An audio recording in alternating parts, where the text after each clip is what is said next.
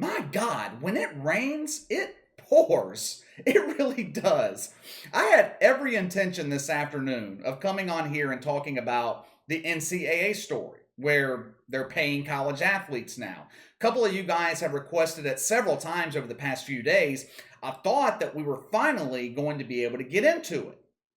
I'm eating lunch earlier with a friend a couple of hours ago, and while I'm there, I feel my phone vibrate. Notification pops up. It's another New York Times story on the Rachel Nichols Maria Taylor situation.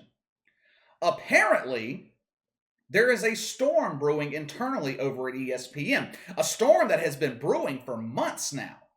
You have colleagues and employees taking sides, with Rachel Nichols seemingly being the enemy in the situation.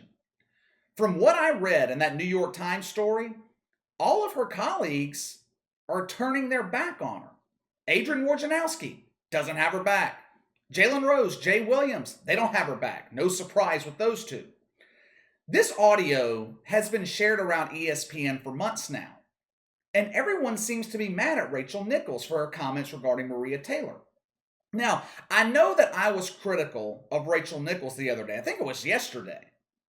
My criticism of Rachel Nichols had everything to do with the fact that she was woke, and her woke brothers and sisters are turning their back on her when she needs them the most.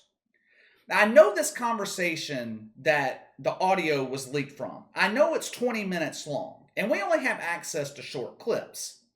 And I can understand why Maria Taylor would be a bit upset by what Rachel Nichols said, but honestly, I didn't think what she said was all that bad. It damn sure wasn't bad enough to cause this type of overreaction. Rachel Nichols had every right to be pissed off last summer.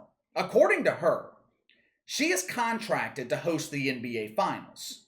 She is being quarantined last summer for 7 days down in Florida. She's away from her friends. She's away from her family. And she gets down there and she's told that she's not going to host the finals anymore. They're going to go with Maria Taylor instead. Who wouldn't be pissed off about that? Now that I've had a couple of days to think about this and more information has been released, my opinion on this situation is starting to change. Both Rachel Nichols and ESPN, they are both facing the consequences of being woke. This is what happens. It happens every time. It's the same story over and over. Wokers always turn their backs on each other. I'm just going to be blunt here. I think Rachel Nichols is being set up. I think she's being set up. People are victimizing the wrong person. Maria Taylor is being made out to be the victim. Rachel Nichols the aggressor. I think the roles are reversed. Let me tell you why I came to this conclusion. In the New York Times story that was released a couple of hours ago, the article talks about how this private conversation was recorded. The article states that, according to most people at ESPN, they believe that Rachel Nichols didn't turn off the camera properly. She was using new technology. Maybe she was confused. She didn't know how to use the camera. Are you buying that? I mean, seriously, are you buying that? I don't believe that for a second. I mean, that would have to be one hell of a coincidence. You mean to tell me that Rachel Nichols, who's been in the media for 25 plus years, I would assume she is proficient in technology. You mean to tell me she accidentally didn't turn off the camera? Come on, I don't believe that for a second. With technology today, you guys know as well as I do. Cameras and audio recording devices, they can be operated remotely. Not only that, to add more coincidence to this story, the camera was automatically backing up to the ESPN servers back in Bristol.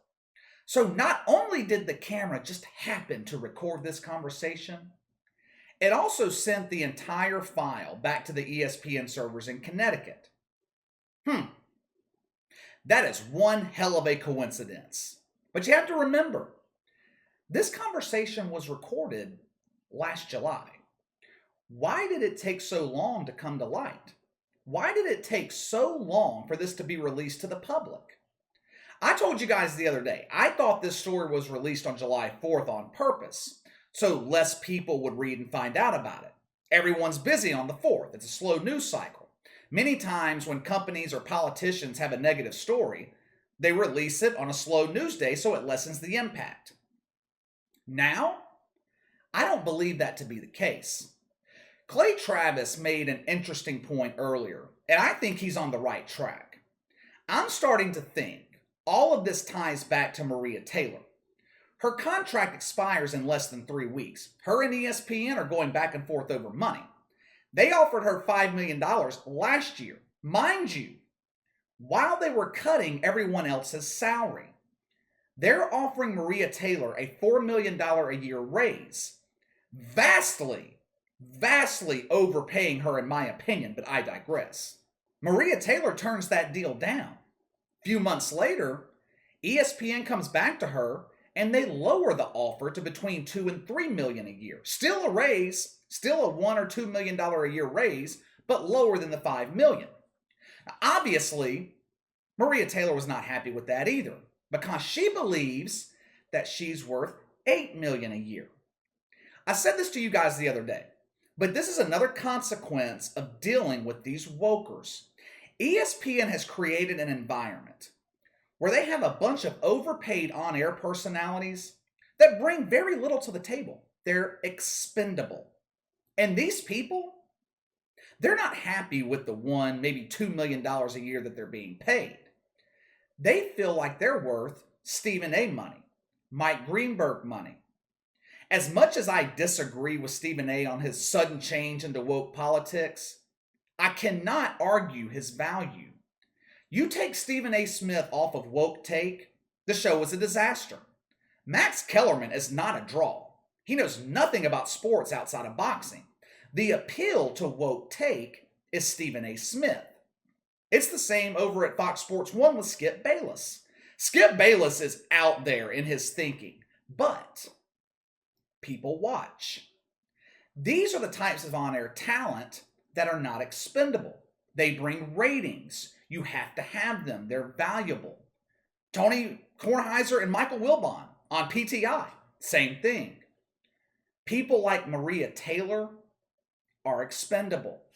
No one is tuning into ESPN to hear Maria Taylor's opinion on the NBA. She knows that she's not worth $8 million a year, but she feels like she deserves it. I've worked hard to get where I am. Well, everyone works hard. I work hard. I'm not worth $8 million a year. But think about the scenario that Maria Taylor finds herself in now. She has all the leverage. ESPN's in a bind here. Maria Taylor is being painted as the victim, the minority who had her hard work denigrated by the white woman. So she has her people release this audio on Rachel Nichols 3 weeks before her contract expires. And she paints ESPN into a corner. If they don't offer her more money and re-sign her, they're racist. They lack diversity. Now that's just speculation on my part, but you have to admit it makes a lot of sense.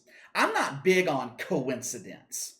Situations like this, they happen for a reason. In this case, it gives Maria Taylor all the leverage she needs in her contract negotiations because she knows a couple of things. One, she is not going to get $5, $6, $7, $8 million a year anywhere else. She's not going to get anywhere close to that amount. And two, if she doesn't re-sign with ESPN, she loses her platform. Now sure, she can go start her own podcast, her own platform, but do you really think anyone's going to be checking for it? She would pop a big number for her first episode or two, talking about her departure from ESPN, talking about this situation with Rachel Nichols. After that, she will become irrelevant. We've seen it happen. Carrie Champion went from hosting SportsCenter to co-hosting a show with Jamel Hill on Vice. I tried to find the ratings for it, couldn't find them, which means no one is watching. Michelle Beadle. Does Michelle Beadle even have a job? No one knows what the hell she's doing nowadays. I think Maria Taylor also thought that releasing this audio would secure her spot hosting the NBA Finals this year. Well, that didn't work out as planned. ESPN gave the role to Malika Andrews instead. ESPN has created a toxic atmosphere centered around race and gender. And this is the result. This is the result of going woke. If I'm the NBA, I wouldn't want to be associated with ESPN at this point. Instead of giving jobs to people who are qualified, and no one can argue that Rachel Nichols is more qualified to host the NBA Finals than Maria Taylor. ESPN gives people roles based on their skin color and their gender. Like I said, the victim in this story is wrong. Rachel Nichols is the true victim. Just think about it. Just think about this story. Who benefits? Maria Taylor. With that being the case, how in the hell is she being painted as the victim? All right, time to let me know what you think. With new details being released, what are your thoughts on the Rachel Nichols Maria Taylor saga? Who is the victim? Sound off in the comments below. Make sure to like and subscribe. Click the notification bell to receive all notifications from the channel. Best way to contact me is by email at btlkc84@gmail.com, KC_BTL84 on Twitter. I'll see you guys later.